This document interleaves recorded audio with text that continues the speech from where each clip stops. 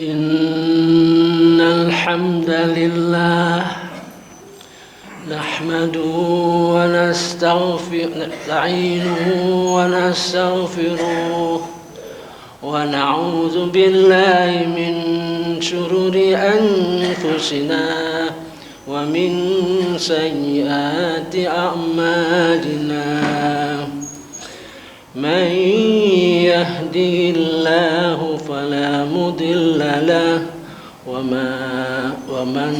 ومن يضلل فلا هادي له أشهد أن لا إله إلا الله وحده لا شريك له وأشهد أن محمدا عبده ورسوله اللهم صل وسلم على نبينا محمد وعلى آله وصحبه أجمعين. أعوذ بالله من الشيطان الرجيم. بسم الله الرحمن الرحيم. يا أيها الذين آمنوا اتقوا الله حق تقاته ولا تموتن إلا وأنتم مسلمون.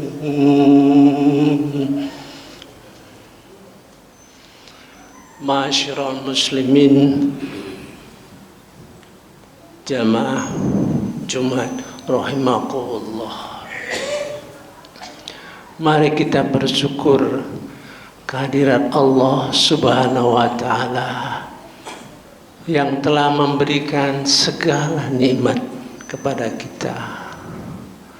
Nikmat iman, nikmat Islam, yang pada hari ini, pada detik ini kita bisa melaksanakan insyaallah sholat Jumat bersama. Rasa syukur itu adalah makom yang paling tinggi.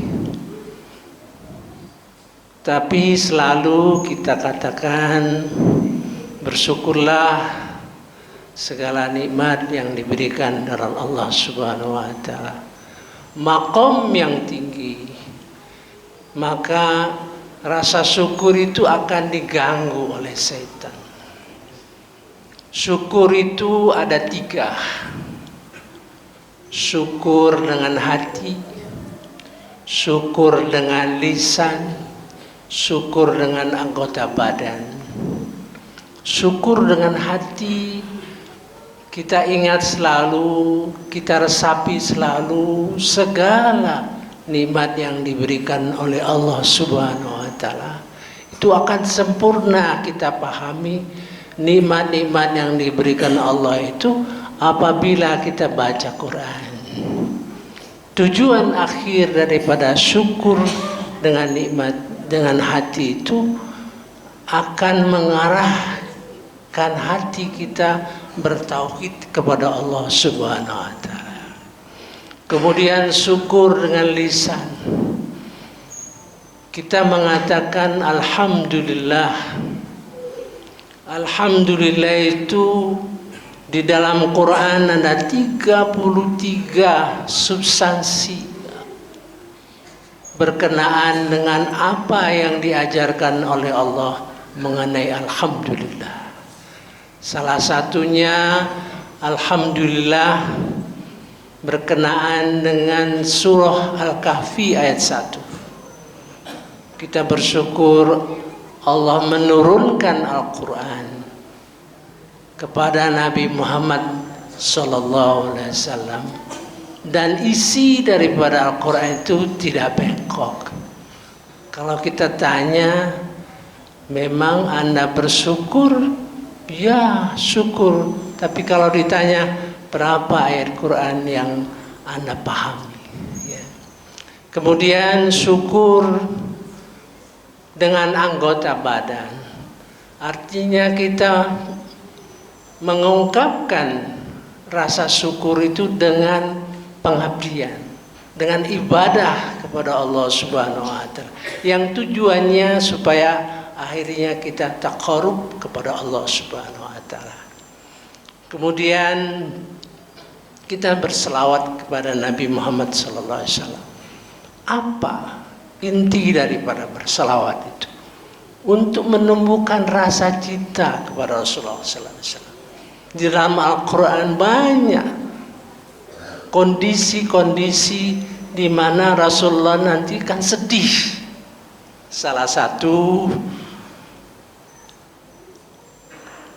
Rasulullah SAW itu akan melapor kepada Allah Subhanahu wa taala di dalam surah Al-Furqan ayat 30. Ya Rabbi, inna qaumi ittakhadhu hadzal Qur'ana majura. Rabbi, dua kali kata Rabbi di dalam Al-Quran pada kondisi sedih.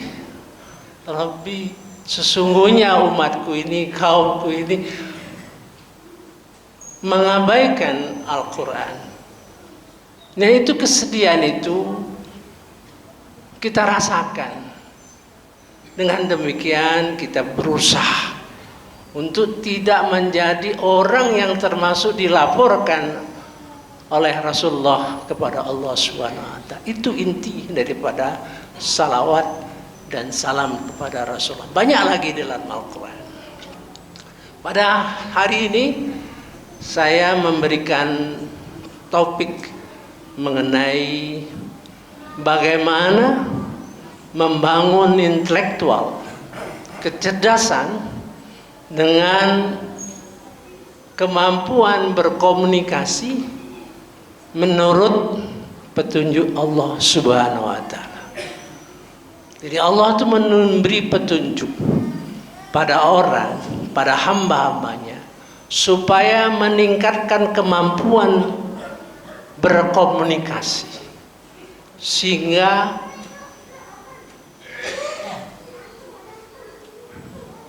petunjuk Allah Subhanahu wa taala itu terus menerus, ya.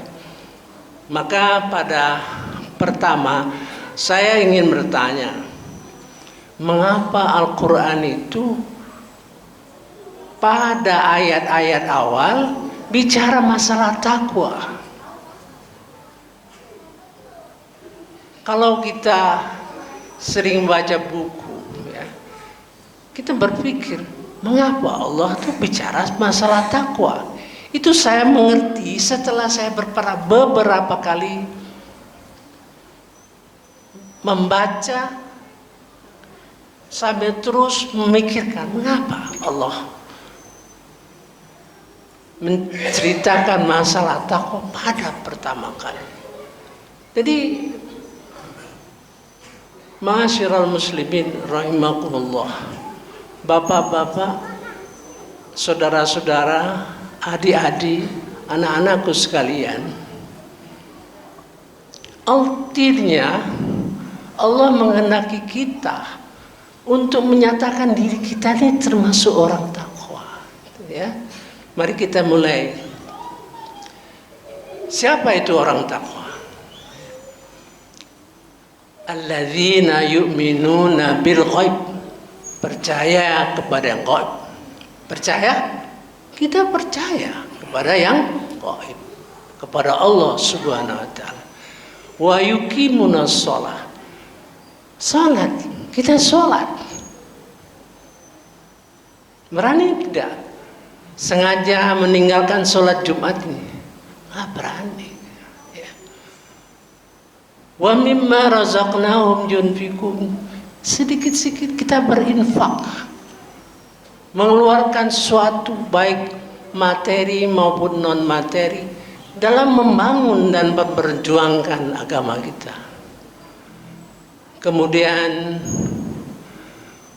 walladzina yu'minuna bima unzila ilaika, kepercaya kepada apa yang diturunkan kepada engkau, karena dia bicara, Quran berbicara kepada Nabi Muhammad SAW.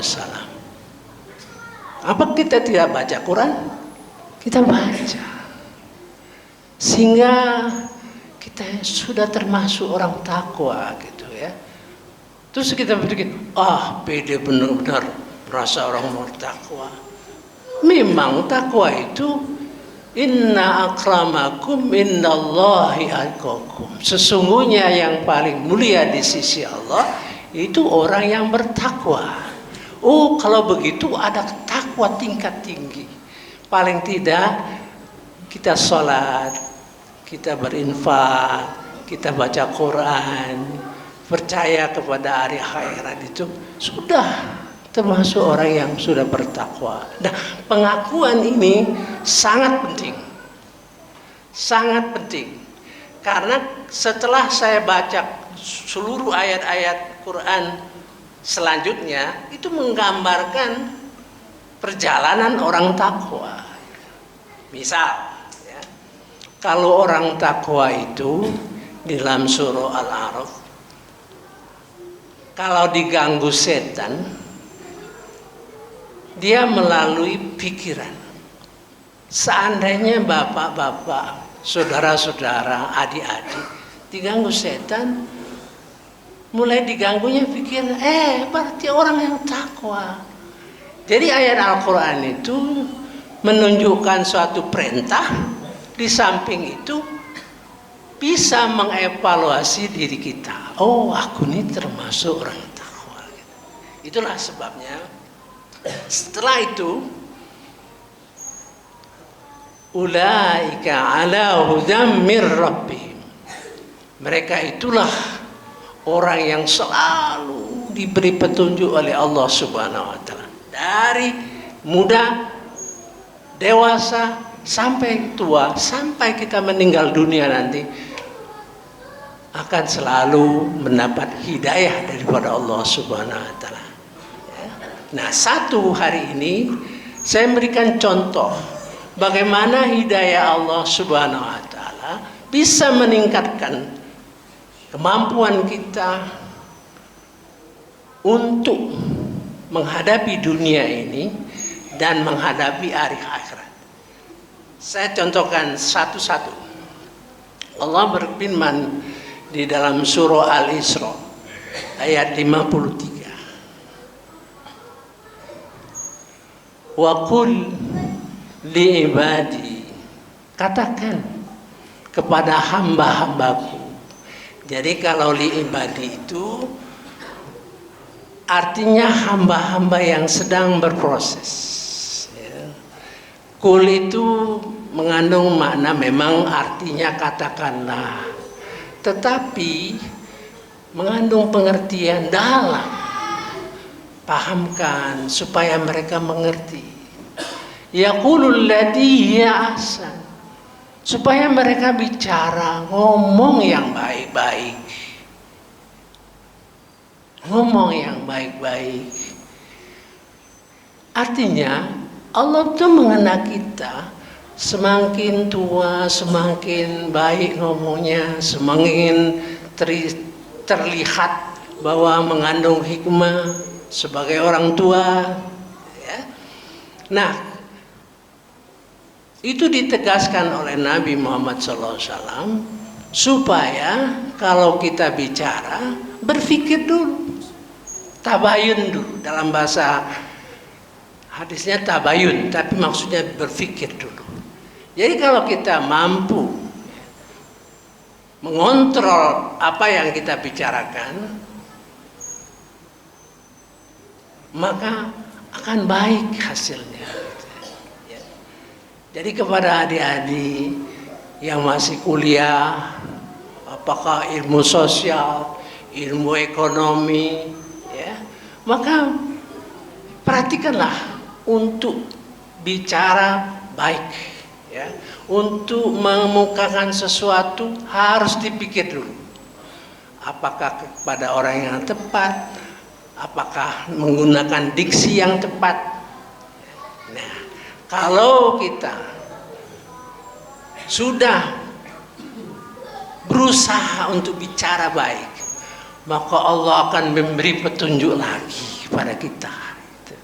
Misalnya kita bicara baik dalam segala hal, baik di kehidupan masyarakat, baik sebagai bos, sebagai manajer, ya. Maka Allah berfirman dalam surah Al-Hajj, wa hudu ila thayyibatil minal qawli. Kami beri petunjuk kepada kata-kata, kalimat-kalimat yang baik. Jadi kalau kita lakukan keinginan kita untuk bicara hati-hati, maka akan dipilihkan oleh Allah Subhanahu wa taala kata-kata yang baik. Atau setidak-tidaknya kita terhindar dari diksi kata-kata yang menimbulkan persoalan. Ditambah lagi, wahudu ila siratil hamid. Kami beri petunjuk lagi menuju jalan yang mulia. Jadi kalau kita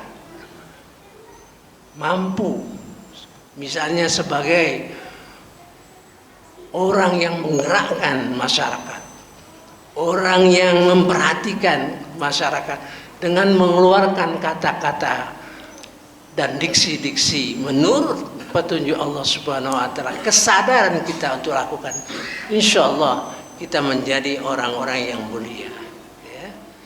Diteruskan lagi dalam surah Maryam ayat 30, wa wahabna lahum min rahmatina. Kami akan anugerahkan lagi sebagian dari rahmat kami. Bisa jadi ulama, bisa jadi pemimpin, bisa menjadi calon gubernur. Itu. Dan dilanjutkan lagi, waja'alna lahum lisana sidikin aliyah. Kami jadikan lisannya, kemampuan dia berbicara, mengandung ilmu yang tinggi. Jadi itu sisi ibadah kita. Ibadah itu tidak sholat saja, tidak zakat saja, ya. Ibadah melalui tutur kata kita. Malahan Nabi Muhammad SAW mengeluarkan hadis satu berkenaan berpikir dulu, ya. Seperti saya lakukan ini, saya tidak pernah mengeluarkan kata-kata di luar kontrol pikiran saya, supaya jangan terlalu semangat yang kadang-kadang mengeluarkan kata-kata yang menyinggung orang. Kedua, kata Rasulullah, barang siapa percaya hari akhirat, dia akan ngomong yang baik. Kalau dia merasa tidak perlu, dia akan diam. Ketiga, Rasulullah memberitakan, seandainya seorang melekat kemampuan dia berbicara dengan baik sampai tua nanti, dia akan mendapat pahala yang besar.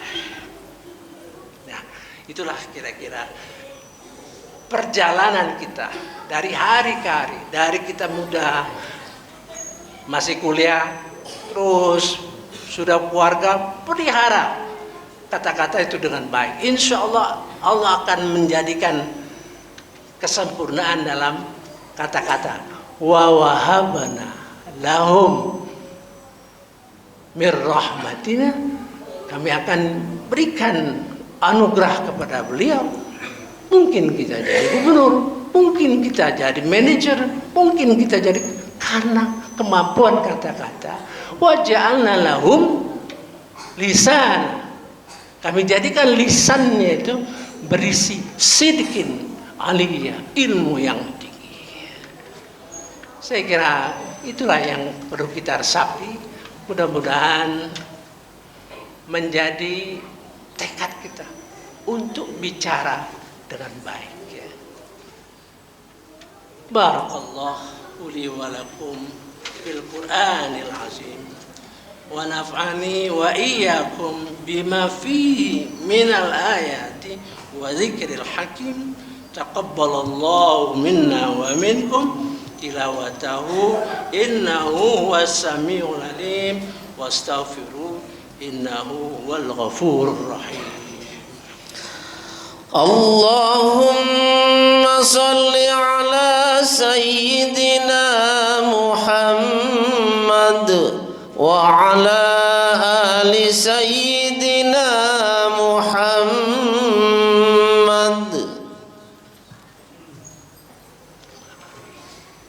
Alhamdulillahilladzi hadana lihada wa ma kunna linahtadiya laula an hadana Allah.